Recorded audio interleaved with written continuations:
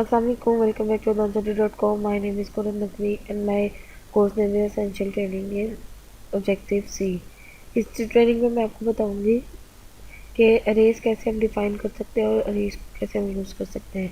Arrays simply जो है हमारी सी ऑब्जेक्टिव सी में जैसे अरेज यूज़ होती है वो उसी तरह यूज़ होगी सी में होती है।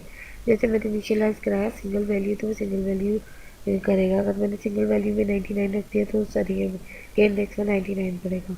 अगर मैंने मल्टीपल वैल्यूज़ जो है इनिशियलाइज करने तो 5 इंडेक्स दे दिए, यानी 0 to 4 इंडेक्सिंग होगी और उसमें उनकी वैल्यूज़ रखवानी है तो मैं वो रखवा सकती हूँ और यूज़ कर सकती हूँ। सिंपल हम उसी तरह सी स्टाइल अरेज ही यूज़ करेंगे इसके अंदर। जैसे हम ऑब्जेक्टिव सी में लेके चलते हैं, अगर मैं 0 to 50 रखवा दिया, 60 सा 100 अगर कोड पे आए तो डायरेक्ट सिंपल मैंने इनिशियल टाइप का जो है मैंने वेरिएबल ले लिए मल्टीपल वैल्यू 5 जो मैंने भी आपको कोड दिखाया सेम उसी को यूज़ करी हूँ और उसको वैल्यूज़ करा दी।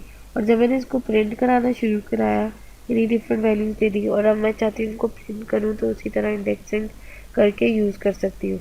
तो मल्टीपल एक स्टेप पे लिखने के बजाय मैं ब्रैकेट्स दे के आगे सी की ही तरह अरेज को लिख सकती हूँ, ना कि मैं हर इंडेक्स को अलग अलग जाके वैल्यू दूँ। तो सिंपल मैंने एनएस लॉग की जो वैल्यू प्रिंट करानी है वो दे दी कि 2 वाले इंडेक्स पे मुझे वैल्यू बता दो क्या है। एट दी रेट ऑफ आपको पता है वो परसेंटेज आई तो उसको अगर रन किया तो ये मुझे एक ओड वैल्यू दे रहा है, 1000 दे रहा है क्योंकि ये हमारी 2 पे है। लेकिन अगर मैं इसकी जगह एक इंटीजर टाइप का एक्स ले लूँ और उसको पास कर दूँ तो वो मुझे और देना शुरू क्योंकि वो मैं उसकी चेंजिंग कर रही होंगी वैल्यू। सपोज मैं यहाँ दे देती हूँ इसका 5 ही साइज डिफाइन करती हूँ और उसमें ज़्यादा वैल्यू से देती तो मुझे यहाँ भी एरर देने लग गया कि आप 5 से ज़्यादा डिफाइन नहीं कर सकती।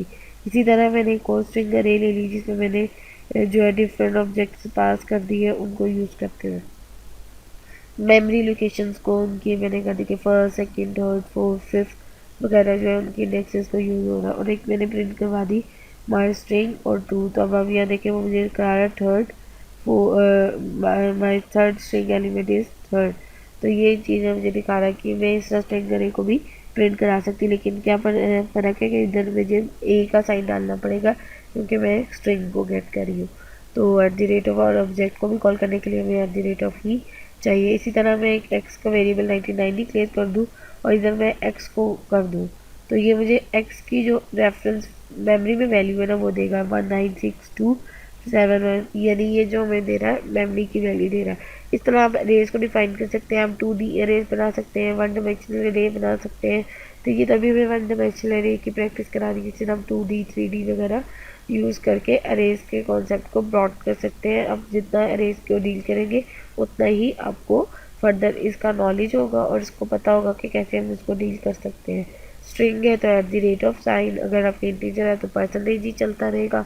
करेक्टर गेट कर रहे हैं तो आप करेक्टर परसेंटेज ही यूज़ करेंगे। आई होप सो को आपको अरेज का कॉन्सेप्ट समझ आ गया। हमें पहले अरेज और डिक्शनरी इसका कॉन्सेप्ट क्लियर होना चाहिए। अरेज में तो हमारा डाटा होता है, डिक्शनरी क्या है कि जैसे मैं कहूँ ऑल का मीनिंग क्या है तो ऑल के अगेंस्ट कीवर्ड के अगेंस्ट जो मीनिंग है वो आ जाएगा। इसमें स्ट्रिंग ज़्यादा यूज़ होती है।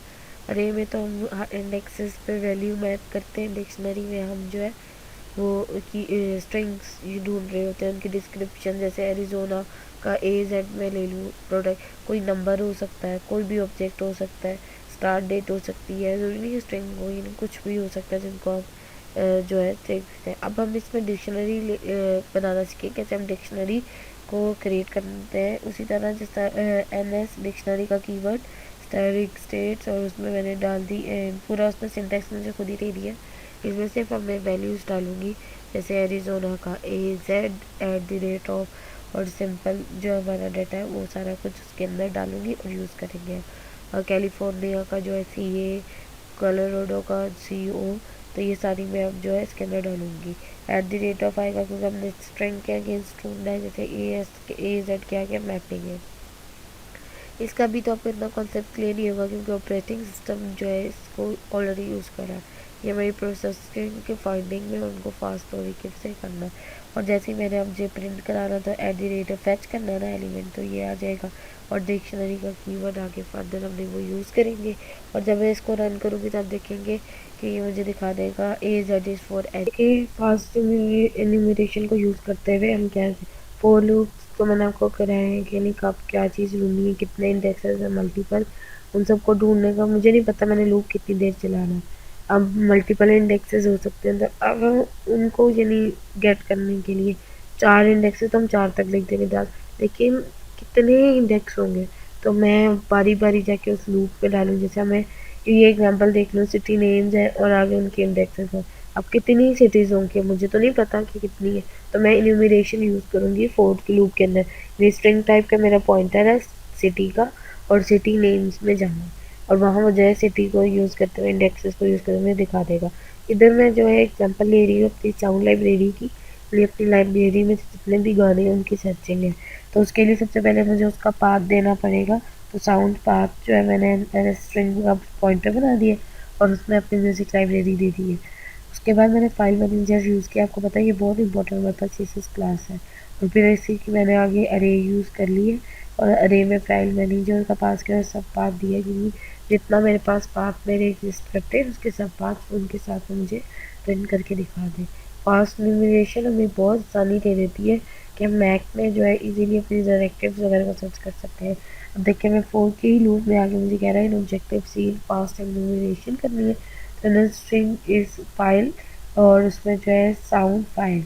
अब स्टेटमेंट्स में जो है जिस तरह प्रिंट के अंदर फाइल नेम इस, जैसे मैं फाइल नेम कराऊंगी तो मेरे पास आ जाएगी। अगर मैं इसको बड़ा करके दिखाऊं तो आप ये देखें कि मेरे पास जितने मेरे गाने हैं वो एज इट इज़ मेरी डायरेक्टरी के साथ मुझे आ गए, कि उनकी एक्सटेंशन के साथ। अब मुझे नहीं पता था कितने गाने हैं क्या है, इस तरह जो है हम फास्ट इम्यूलेशन के थ्रू बहुत सी चीज़ें गेट कर सकते हैं।